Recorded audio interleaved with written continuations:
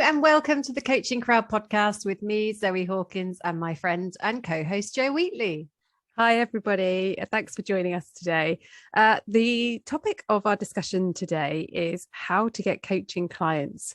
And the reason that we're covering this is sometimes that stops people from training to be a coach in the first place because they're already projecting out to how on earth would I do that? So we're going to talk through some of the ways that we've done it, some of the ways that our trainee coaches do it. And we're also thinking about once you've got your qualification and you're establishing your business, what do you do then so that you can get that steady stream of coaching clients? Absolutely. And I think let's take this from the very beginning, which is where obviously during your coaching qualification, you're going to be wanting to recruit what we call real people into the mix to do some coaching with, to build your coaching hours. And one of the ways that we encourage our learners to do this is to take your audience, if you like, and I'll talk a bit more about that in a moment, on the journey of your coaching training with you. And this is relevant for all of those people who are thinking of being an internal coach as well as those as an external coach. So what we mean by that is when you start your coaching training, becoming on that journey of a coach, is to share the story of what you're learning on your social media channels. So let's say it's LinkedIn, but going onto LinkedIn and saying, oh, this week I've learned X, Y, and Z about coaching. Here was my experience. I found it really challenging. And if you're already a trained coach, to share stories as well anyway, because people relate to stories. They see themselves in stories. We have a mind that is geared to want to listen to stories. And so for our learners who join us on our coaching training, by the time they are then ready to work with, real people and engage real clients, the people who are familiar with them know that they've been on this journey and have got to see the experience that they're having and are there almost ready and waiting to want to help, the person that they're with to continue on that coaching training in working with practice clients.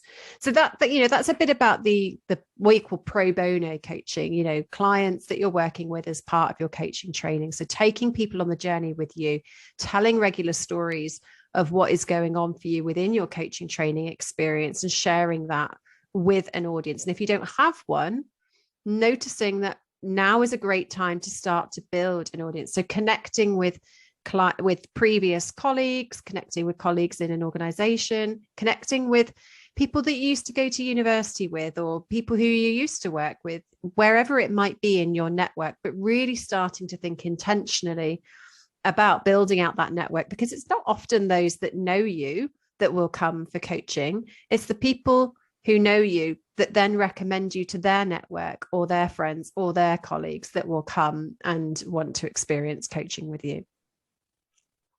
Yeah, and actually while you're training to be a coach, you can get paid for that coaching. You need to make sure that you've got insurance in place. In terms of the accrediting bodies, there are three main ones. If we think about the International Coach Federation, known as the ICF, the European Mentoring and Coaching Council, known as the EMCC, and the Association for Coaching. Now, they each have different requirements for coaching hours to go up through the different accreditation levels. So you've got foundation level, practitioner, senior practitioner, and master level coach.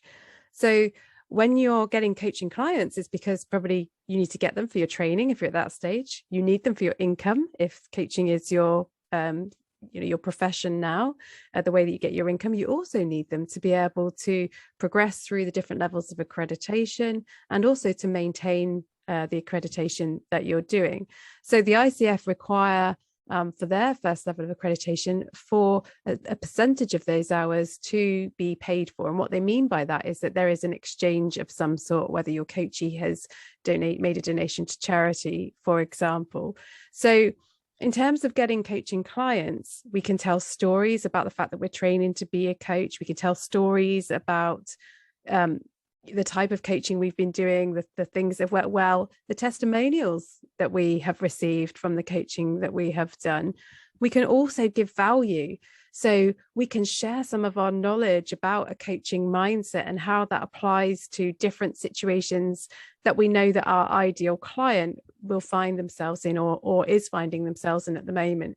And when we talk about ideal client, we're talking about the person that you get most energy from working with, the ones that really excite you.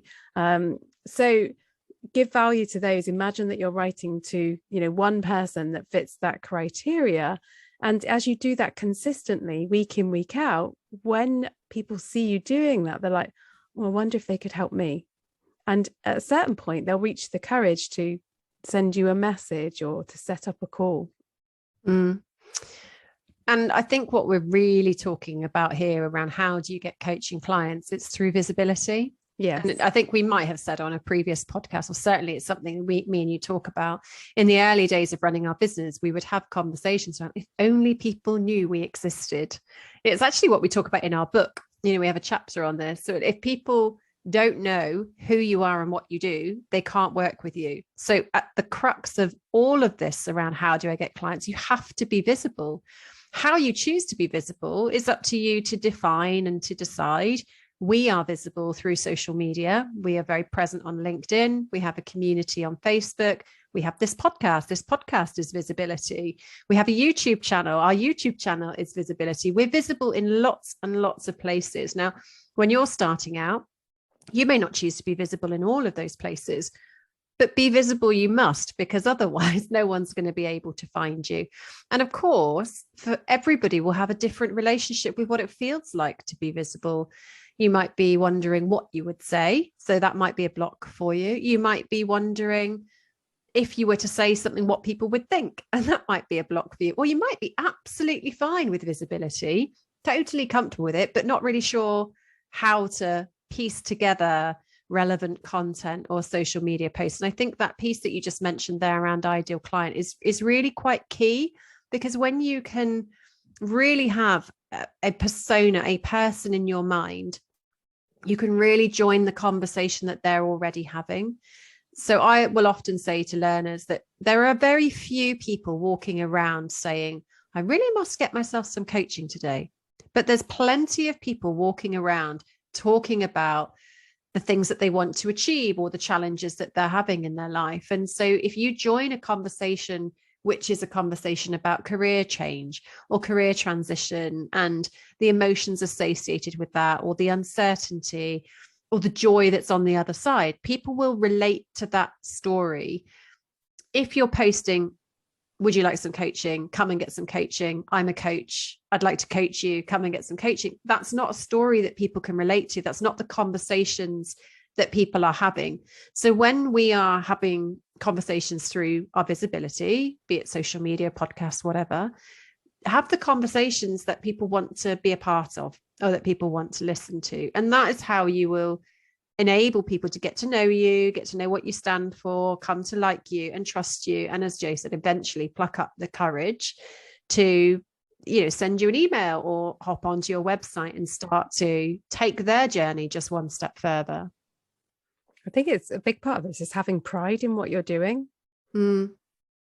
The more comfortable you are with your pricing, so how's your money mindset? If you're listening, are you like, I know I do great coaching, but when I have to put a price to it or tell somebody how much it is, then part of me just shrivels up inside. Then, there's maybe some work to do. So get comfortable with what you're pricing, understand the value of what you're doing. What you don't want to have is to be, with people and like, oh, you mentioned that you're a coach. Like, oh, you're a coach. I didn't know you were a coach. You're like, okay, I've got some work to do here. Rather than the way you want the conversation to go is, oh, I was talking to a friend of mine that works in X place. They're having this challenge and I recommended you to them as a coach. That's a sign of success and how you can get clients. So what we're saying is tell everybody that you're a coach and share with pride that you're a coach, because you're somebody that is empowering others, making a positive contribution to the world. Ask people for recommendations. If you know that people are, have networks that you'd like to be part of, ask them to recommend you. Think about mutuality. How can you support them and how would you like them to support you? And you might also think about different pricing points. So how can people connect with you? How can they join you in the work that you're doing? One-to-one is one option, but so is one-to-many. You might run a group coaching program, and that might be a price point at which people feel confident to be able to engage with you in the first instance. Perhaps you run some masterclasses to establish yourself as an expert, and people can easily then connect with you. Perhaps you run it free, or perhaps it's a charged one. And then people join your email list. And from the email list, you get to communicate with them on that weekly basis, offering value in those communications. And so even if they're just generally interested in that area, over time, they might get to a place where they think, I'd really love to have some coaching. I'm going to start by having a conversation with that person and just exploring if they know anybody or whether they might be interested in working with me. I remember one of the first things I did when we set up our business and I left the corporate world was to email everybody I knew and say, I've left this particular role and this is what I'm doing now. And this is what our business is aiming to achieve. And I had so many replies, not just replies of like, oh, good luck, that's amazing, great news, but also offers of help, because I'd asked specifically for help. In the email, I'd say, so if you know anybody who's looking for, a service like mine, please put me in touch. And I had several people put me in touch with people that I didn't know, and also people that I did know coming forward and saying, oh yeah, come on in, let's have a conversation. So we talk about courage a lot. And I think it is about having the courage to do things that perhaps feel a little bit uncomfortable. And it's okay that they feel uncomfortable, because you're going to be stepping into a different space. There's more learning and growth available to you as you move into a different part of the journey. And if you've been a coach for some time, you're thinking, oh yeah, well, client work is something that I definitely need to, build a more robust pipeline for. Have a look at where you've got comfortable. Are you doing activities that tweak your courage? Because if you're not, perhaps you've got a little bit complacent or you're staying in your comfort zone.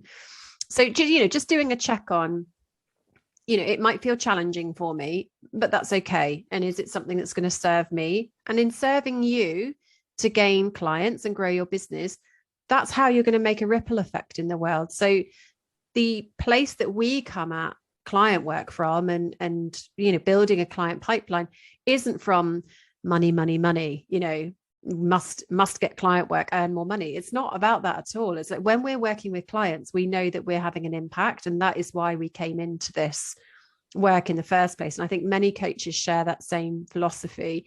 So you can have a commercial mind and also recognize that when you are working with clients and you have people who want to work with you, it's a win-win space to play in. It's where you get to bring your purpose and your mission in this world to life.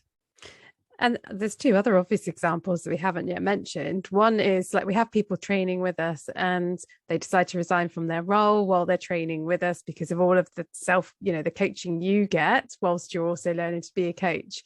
And many of them are invited to transition into the role of coach working within that organization because of all of the knowledge that they have about it. The organization knows who they are, how they work, and they've probably been in like a people development supportive role anyway. So that's a great avenue for a lot of coaches to get coaching clients from. And then obviously the testimonials from that, where they're recommended to other organizations.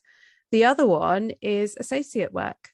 So there are lots of organizations that are democratizing coaching and enabling, global organizations to offer coaching at scale. And so that's great if you just love to coach and you don't really want to be on in a sales sense all the time, and to have that reliable income stream. So if you're a qualified coach and an accredited coach, you go through the recruitment process. Once you've passed that, and they are rigorous, which is great because it's ensuring that there are high standards of coaching available to people. You can often choose your hours and flex your hours. There's evaluation of the outcomes of the coaching, but you know that you're going to get that regular income each month. And you might choose to have a portfolio of clients. So you might have maybe 2 days a week that you do your associate work, and in the other time you're working in and on your business in your own right, building out your own kind of coaching business. So, that's the way that lots of people do. They also get it because they are continuing to do a bit of the work that they've always done. Let's say if you work in HR, maybe you do some HR consultancy, and through the HR consultancy, it becomes clear that there's a need for some coaching within the organization, and it's something that you have as a bolt on to those programs. And then over time, that balance shifts and you become more known for being a coach or recommended even than as that HR consultant. And that happens with a number of different professions. You have people who work in marketing that come and train to be coaches, and they find in their marketing work, it's all about mindset. And so there we are back at coaching again. The other bit becomes easy once the mindset work has been done. So, there's a few different examples there of how you can get coaching clients. It is about visibility. It's about your own mindset around money and visibility. It's about taking those small actions every day to ensure that people know who you are, what you're doing, what they can recommend you for, the value that you add. And there are ways that you can build up your pro bono hours and move into paid hours, or you might choose to do paid work from the beginning, building on all of the coaching and mentoring experience that you've had prior to that. I think the piece around mindset is really important. And when you are thinking of training to be a coach, or if you're a coach yourself, do budget for your own coach, because there's this piece, I think, around you have like embodying what you do. So if you're offering your services to people and you're saying, oh, come and work with me as your coach, and you haven't had a coach yourself, you're probably going to experience some tension around, oh, I don't know if anyone's going to buy my services if you yourself aren't investing in a coach. And so I do think it's important as coaches that we embody what we do. We need to remember what it's like to be on the client side as much as it is to be in the coach seat. And that authenticity piece, I think, comes from practicing what we preach. So I think that is an important factor, as well as, just wanting to reiterate that piece around consistency, but from a mindset piece, consistency and detaching from the outcome, because there'll be some times where you'll show up and you'll put social media post out, or you'll write an article, or you'll run a masterclass, and it will go brilliantly. You'll have loads of engagement and people will be talking about it. And there'll be other activities that you do that just don't generate the same level of engagement. And it's easy, I think, particularly if you're working on your own, to get really disheartened when you're in that space of like, oh, I put loads of effort into this and it didn't go well, and go down a rabbit hole of questioning, am I doing the right thing, or am I even good enough to be a coach? Your mindset can take you, down spirals. Whereas I think there's a lot of like dusting yourself off, taking the learning, because there's always learning available. It's often about messaging. If you put something out and there wasn't a huge take up or a huge success rate, it's probably to do with how you presented it and the message that you put out, or it wasn't what people wanted at that particular phase of their journey. So tweaking ideal client, tweaking messaging, making sure that you are saying the same things regularly so people aren't confused about your message.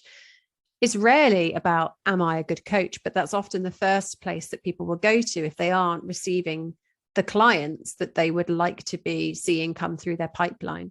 So, support for your own mindset journey as a coach can really help you to maintain momentum and keep consistently showing up, detaching from that outcome, so that you can continue to do the work that you want to do in the world. I think the summary really is how to get coaching clients is through building relationships. And I think even like today, where my supervisor sent me an email saying, hey, I'm running some coaching training and I'm thinking about your book and whether it would be a suitable book to recommend for them. And that's come from relationship and could have a huge, benefit for our work kind of out there circulating in the world. So, and I think about all the CPD that we have done over the years. And whenever we go on CPD, and yes, that's thousands of pounds, but every time we do it, we get recommended for other work because everybody has their own limit for work, or they don't want to work obviously within their kind of friendship network and so on because it's too close for home. And so when you spend time up close and personal with other people and they really get to know you as a person, it's easy for them to recommend you if they think there's a good fit, or at least put you into contact, or where I've done training and then I've had to, do assignments, and I've had to do like the kind of practice work, those people, even though they received my services for free at that time whilst I was doing a particular training, have gone on to recommend me for paid work in the future. So ultimately, do great coaching work so you are recommended, and focus on relationships. And if there is one thing that coaches are brilliant at, it's building relationships. It reminds me, sorry, Joe, it reminds me of going on to CPD events, so investing in my own professional development. Every single CPD that I have invested in has given me a return in some way, either through a relationship of somebody where I've ended up doing some associate work with them, or I have got some work and needed to bring an associate in, and I've met somebody on that program that we wanted to partner with, or somebody has gone away and their colleague or friend wants coaching and they aren't the best coach for that person, and they've passed those details on to me. So, clients come from all different places, and I think sometimes you can get obsessed with, gosh, I need my client pipeline, whereas actually, as you said, you focus on your being consistently showing up, focus on your message, focus on building relationships, and trust that the clients will come, whilst also having a commercial mind to monitor whether they are. What clients are attracted to, I think, is when you're clearly enjoying what you do and you are great at it. So however you choose to approach developing a coaching client line, you need to focus on what you enjoy, because that will come across and come through in your work. So, be warm, enjoy it, and that positive energy will come back, and you'll get to work with great clients who you enjoy working with. Every single person in the world, I believe, can benefit from coaching at some point in their life, or maybe several points in their life. So there's lots of clients out there, and it's for you really to just start taking those small steps each day that will help you to build relationships with people, and for people to know that you are there because they want to work with you. Absolutely. And a couple of episodes ago, we shared that we've launched our book, and our book is 2 parts. We have the first part around the mindset to deciding to be a coach, and the second part about becoming a coach.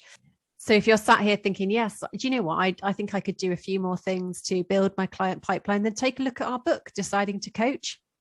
There's a whole part 2 on building a successful and sustainable coaching practice that you can take a look at and gain plenty of ideas from to support you in that.